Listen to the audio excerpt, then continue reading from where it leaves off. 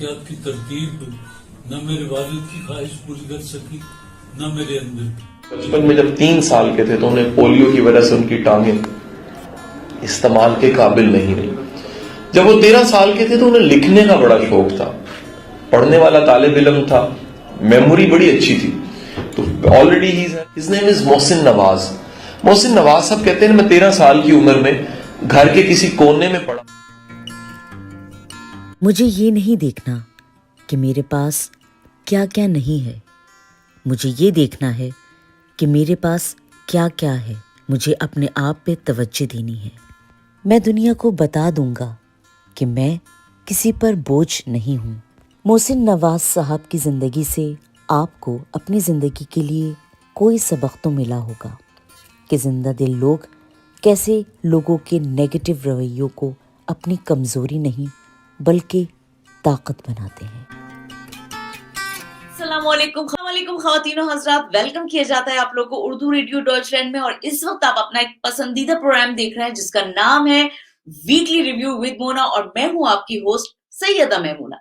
जनाब जल्दी से जाइए और अपने लिए एक जबरदस्त कॉफी का या चाय का कप बना के लाइए, क्योंकि आज का जो इंटरव्यू है या आज जो मेरे प्रोग्राम में गेस्ट हैं वो आपको कहना चाहिए ना कि इतने आप उनके इंटरव्यू में इतने महव हो जाएंगे या उनसे इतनी पॉजिटिव एनर्जी आप अपने अंदर लेंगे कि कहना चाहिए कि आप लोग को उठने का दिल नहीं चाहेगा। तो मेरा तो मशवरा आप लोग को यही है कि जाइए और फटाफट चाय बना के आइए और फिर हम अपने प्रोग्राम का आगाज। आज जो हमारे प्रोग्राम में गेस्ट हैं जनाब, वो एक स्पेशल गेस्ट हैं।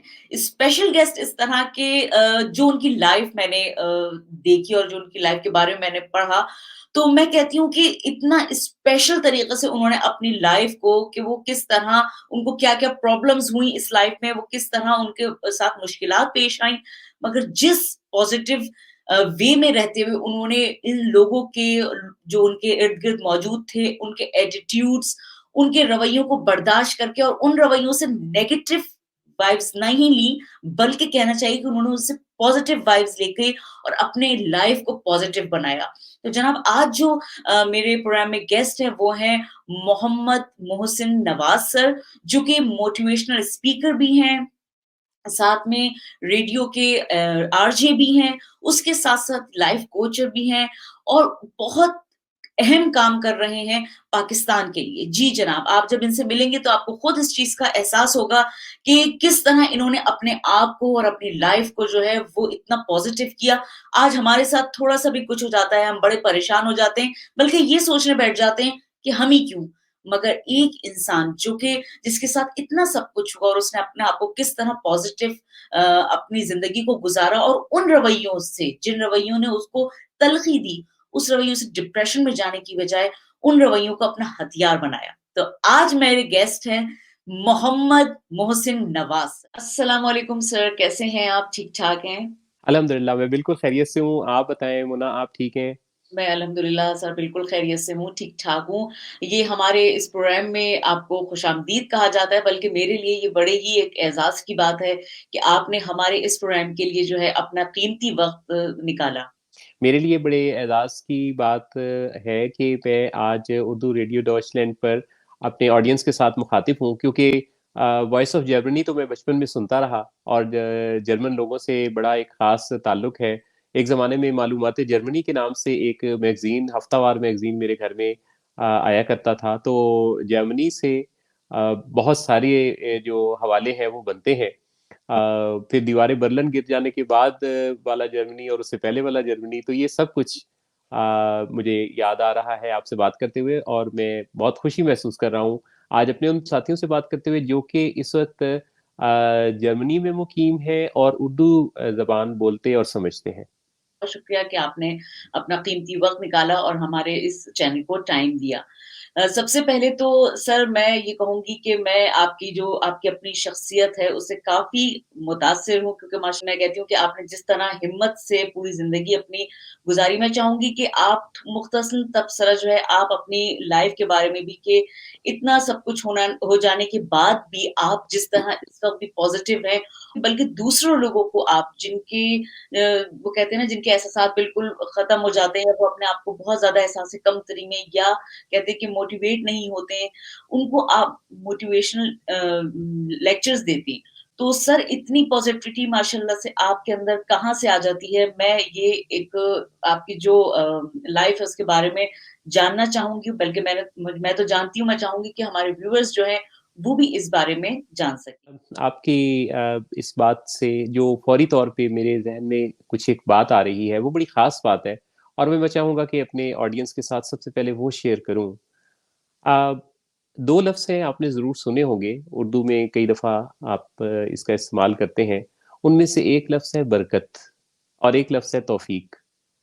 अच्छा ये दोनों चीज़ें जो है ना ये मालिक की अता है। इसमें इंसान का कोई अमल दखल नहीं है। फिर इंसान की ज़िंदगी पर ये जो बरकत और तौफ़ीक के असरात हैं ये क्या हैं?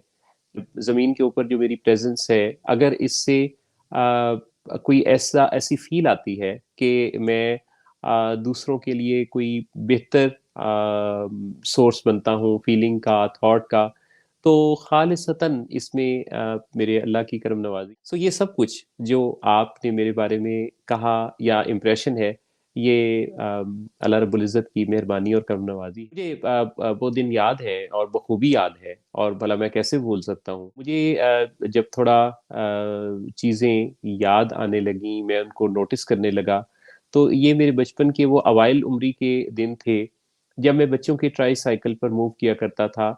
मैं चल नहीं सकता था और मेरी कोई 1.5-2 साल की एज में पोलियो की वजह से दोनों लेग्स इफ़ेक्ट हो गई थीं।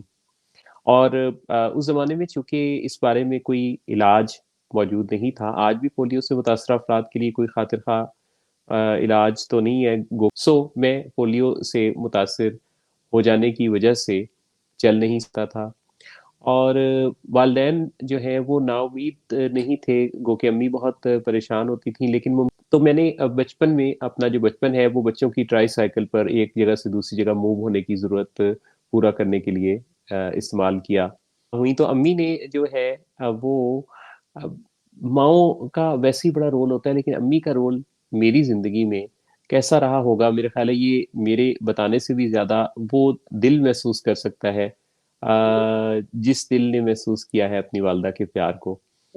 वक़्त गुज़र रहा था, मैं अपने घर के एक नज़दीकी ट्यूशन सेंटर से पढ़ने के लिए भी जाता। मुझे कलर्स में बहुत दिलचस्पी थी। मुझे बहुत प्यार था कायनात को देखने से, यानी मैं गौर करता था और मैं महसूस करता था और मैं उसे अक्सबंद करना चाहता था। मैंने कैमरा भी खरीद लिया था और ये बात 1982 की है जब मैंने एक कैमरा खरीदा और उस पर मैंने काफ़ी तस्वीरें बनाई।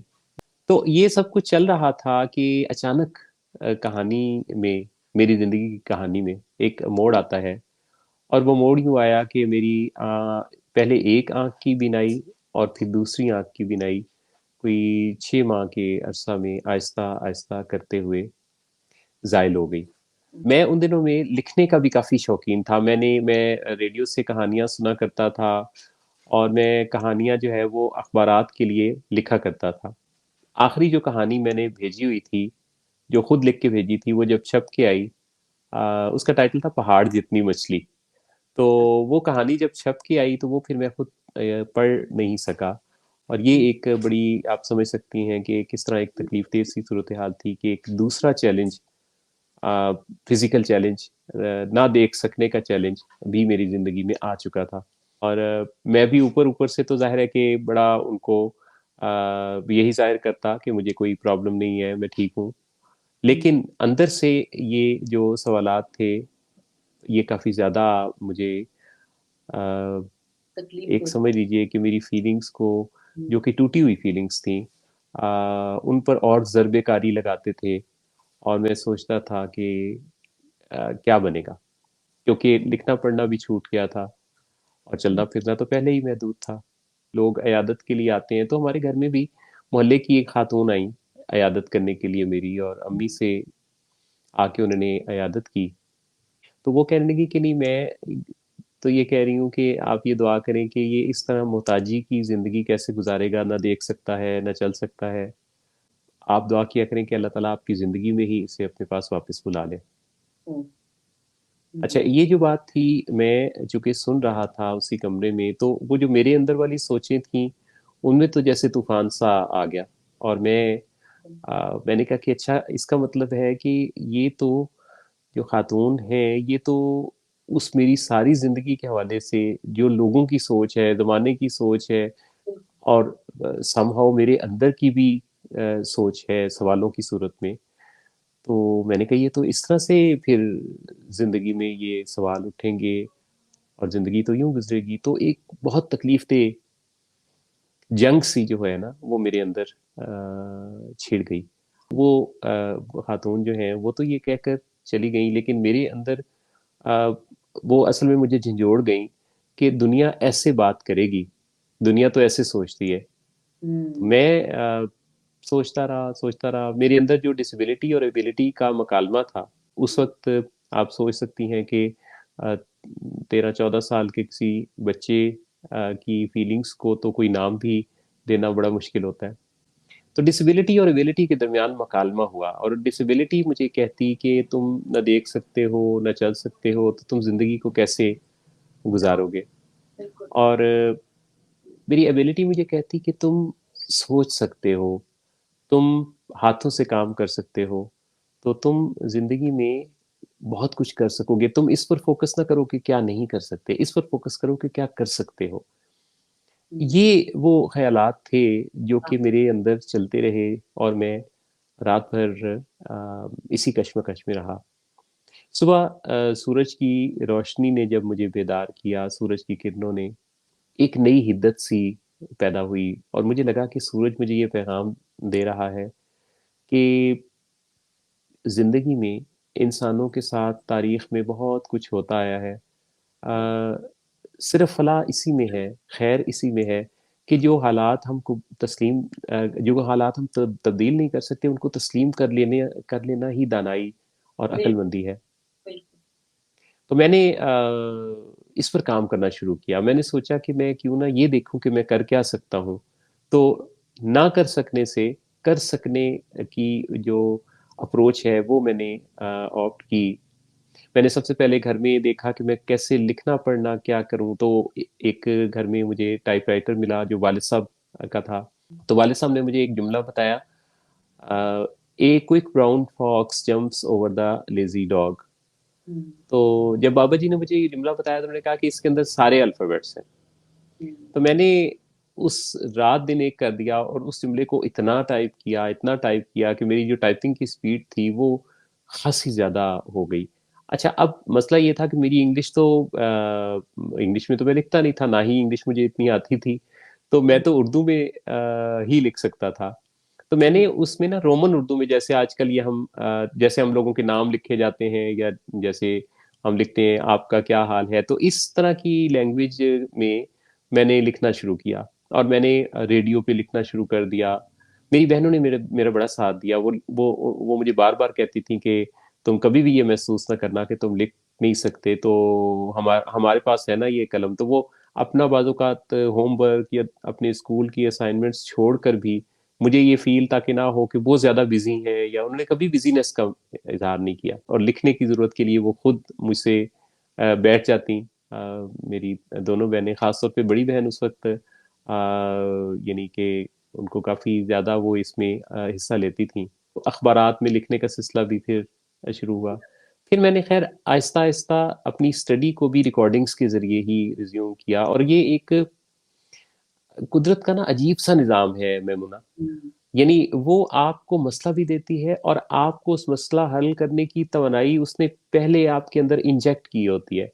मुझे बहुत अच्छी तरह से याद है कि पता नहीं कैसे मुझे ये ख्याल आया कि मुझे फ्लूट सीखना चाहिए। मैं अपने अंदर कोई महारत पैदा करना चाहता था बेसिकली। मैंने बड़ी जल्दी फ्लूट बजाना सीख लिया था। तो वो जो दूसरे लड़के आते हैं तो उनसे मेरी दोस्ती भी हो गई।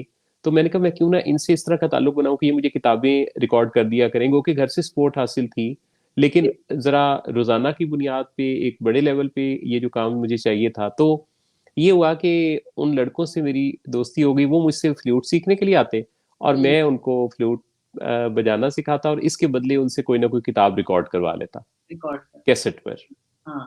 ले जी, ये बार्टरशिप का आगाज हुआ, और मैंने अपनी उस महारत को जो कि फ्लूट बजाने की थी उसको कन्वर्ट कर लिया रिकॉर्डेड सिलेबस की शक्ल में। अच्छा। आहिस्ता आहिस्ता मैंने अपनी स्टडीज़ को आगे बढ़ाया, फिर मैंने मतलब मैट्रिक और इंटर इसी तरह से करते करते फिर एमए उर्दू तक मेरी तालीम है। और ये सब कुछ साथ मैंने ब्रेल सीखी। ब्रेल सिस्टम भी एक बड़ा शानदार सिस्टम है जिसमें उभरे हुए हरूफ के साथ जो है वो आप पढ़ सकते हैं, लिख सकते हैं। बड़ी मैं कई दफ़ा ना इस बात पे बड़ा गौर करता हूँ और हैरान रह जाता हूँ कि कुदरत असबाब कैसे पैदा करती है। अब देखिए कि मेरे घर पे रहते हुए तो ब्रेल सीखने का कोई इंतजाम हो ही नहीं सकता था। से मेरी बड़ी सिस्टर के साथ एक अकेडमी में पढ़ती थी, एक उनकी फेलो, उनके फादर एक ब्लाइंड स्कूल के प्रिंसिपल थे। तो उन्होंने जब मेरी सिस्टर ने अपनी फ्रेंड को मेरा जिक्र किया तो वो घर से एक किताब ले आई जिसमें उर्दू के जरिए ब्रेल सीखने का सिस्टम था। और उन्होंने एक टीचर से हमें इंट्रोड्यूस भी करवाया जो गुजरांवाला से मुझे ब्रेल सिखाने के लिए आते होते थे। रेडियो एक मेरी यूनिवर्सिटी थी, मैं उससे बहुत सीखता था, मैंने बड़े बड़े स्कॉलर्स को सीखा। और दरअसल रेडियो ने मेरी बड़ी तरबियत की। मेरे रेडियो मेरा ऐसा दोस्त बना उस जमाने में कि पूरी दुनिया में वो शर्क से गर्ब तक, लंदन से मॉस्को और न्यूयॉर्क और तेहरान और ये जर्मनी की जैसे मैं बात कर रहा था, रेडियो डोइचे वेले कॉलोन भी मैं सुना करता था। तो बहुत कुछ जो है ना वो एक बैनुल-अक़वामी सोच से मुझे हम आहंग कर दिया। और मुझे पहली दफा पता चला कि मैं अकेला तो नहीं हूँ जो इस मसले में। मुझे तो हेलन केलर का भी पता चला जो न देख सकती थी, न सुन सकती थी, न बोल सकती थी। मुझे जॉन मिल्टन का पता चला। फिर इसी के अलावा मुझे बहुत सारे उन लोगों का जो कि ऐसे लोग थे कि जो कि बसारत से महरूम थे और उन्होंने बड़े बड़े कारहाय नुमाया सर अंजाम दिए। लेकिन बेसिकली मेरी दिलचस्पी चूंकि शेर व अदब से, बयान से, कम्युनिकेशन से थी, तो मुझे उन लोगों के जरिए काफ़ी सीखने का मौका मिला जिनके इंटरव्यूज़ आते थे। मुझे लोगों के interview, success stories, all India radio की उर्दू सर्विस को मैं कैसे भूल सकता हूँ जहाँ से मैं रूबरू प्रोग्राम में बहुत सारे लोगों के इंटरव्यूज सुना करता था।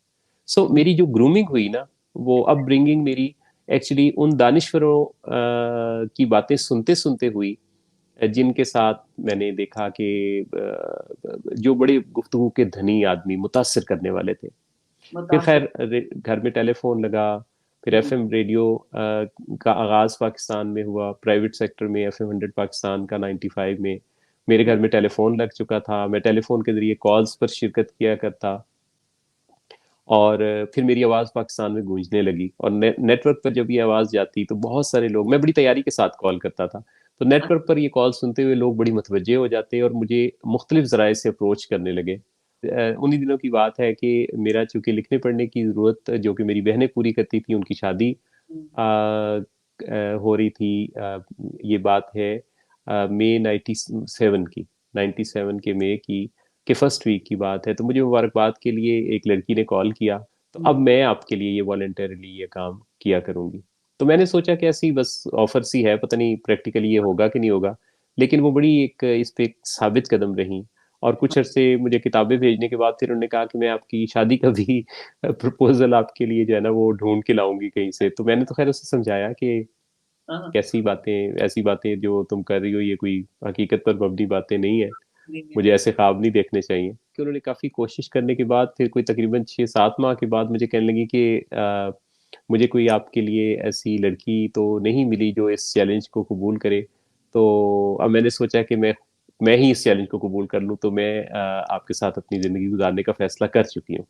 अच्छा, चलो। तो ये एक फिर अमेजिंग कुदरत की तरफ से एक इनाम हाँ। अल्हम्दुलिल्लाह। और मारिया ने मेरी ज़िंदगी में आके फिर तो खैर मैं भूल ही गया कि क्या डिसेबिलिटी और क्या, वो तो अल्लाह ताला का बड़ा ही ख़ास एक मेहरबानी की सूरत में मेरी ज़िंदगी में आई और सब कुछ ही नॉर्मल लगने लगा। अम्मी और बाबा जी भी इस पर बहुत ज़्यादा खुश थे, मेरी बहनें बहुत खुश थीं।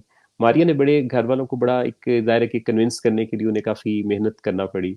डॉक्टर सदाकत साहब का ख़ास तौर पे मैं बड़ा ज़्यादा ज़िक्र करना चाहूँगा। वो मेरे मेंटोर भी हैं और बहुत ही शानदार ह्यूमन बीइंग हैं। उन्होंने मुझे बहुत एनकरेज किया मेरी ज़िंदगी को आगे बढ़ाने में और मुझे हौसला देने में, ट्रेनिंग्स में कोई कसर नहीं छोड़ी और बेहतरीन रहनुमाई के साथ मुझे इस तरह से काबिलियत दे दी कि मैं समझने लगा कि किसी ऑर्गेनाइजेशन में तरक्की पाने के राज क्या हैं। तो अल्हम्दुलिल्लाह मैंने मुख्तलिफ पोजीशंस पर काम करते करते अब मैं एग्जीक्यूटिव डायरेक्टर पीआर की पोस्ट पे काम कर रहा हूँ। माशाल्लाह, माशाल्लाह। और इसी दौरान 2004 में रेडियो FM 103 मस्त FM 103 का आगाज़ हुआ, जहाँ से मैंने अपने रेडियो शो का आगाज़ किया।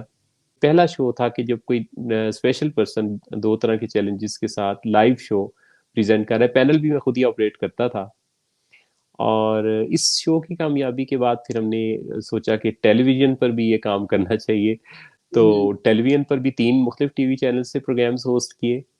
फिर मुख्तलिफ अवार्ड से भी अल्हम्दुलिल्लाह नवाजा गया। तो ये सब कुछ ये है मेरी वो कहानी, हुँ, जिसमें कि अल्लाह की मेहरबानी शामिल है। मेरा इसमें सिवाय इसके कि मैंने कोशिश की, इसके अलावा मेरा इसमें कोई कंट्रीब्यूशन नहीं है। सारी बरकत, सारी तौफीक मेरे अल्लाह की है। इस कहानी के वो अहम किरदार अली अहमद अवान और सलमान अहमद अवान भी हैं। हुँ, हुँ, ये दोनों मेरे बेटे हैं अल्हम्दुलिल्लाह। हुँ, अल्लाह ने दोनों बेटों से नवाजा और उनके अंदर बड़ा अच्छा बहुत ही शानदार पोटेंशियल है।